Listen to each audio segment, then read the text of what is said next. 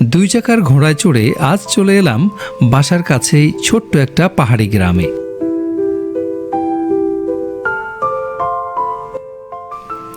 দর্শক, এখানে এসেই প্রথমেই চোখ আটকে গেল ঔষধি গুণে ভরা সুন্দরী ভাট ফুলে। পথের ধারে এই ফুল তো আমরা অহরহই দেখি, কিন্তু এভাবে কি এর সৌন্দর্য অবলোকন করেছি কোনোদিন? সৃষ্টিকর্তা পৃথিবীকে ঘুরে ঘুরে দেখতে বলেছেন, তার নিদর্শন খুঁজতে বলেছেন। আমরা দেখি তো কত কিছু, কিন্তু অনুভব করি না এসব প্রকৃতির ছোট ছোট সৌন্দর্যময়তাকে। বাইকটাকে নিচে রেখে উঠে গেলাম উপরে। আহ, কি চমৎকার এই জায়গা! ইচ্ছে হচ্ছে পাখি হয়ে উড়াল দিতে।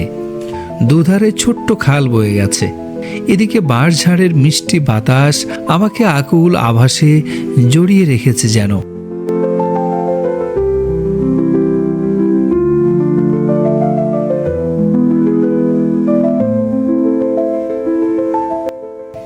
প্রিয় কবির কবিতা মনে পড়ে গেল। সেই দিন এই মাঠ স্তব্ধ হবে না কো জানি, এই নদী নক্ষত্রের তলে সেদিনও দেখিবে স্বপ্ন। সোনার স্বপ্নের স্বাদ পৃথিবীতে কবে আর ঝরে।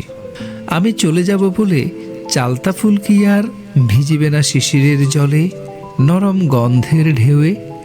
চারিদিকে শান্ত বাতি, ভিজে গন্ধ, মৃদু কলরব। খেয়া নৌকাগুলো এসে লেগেছে চরের খুব কাছে। পৃথিবীর এইসব গল্প বেঁচে রবে চিরকাল।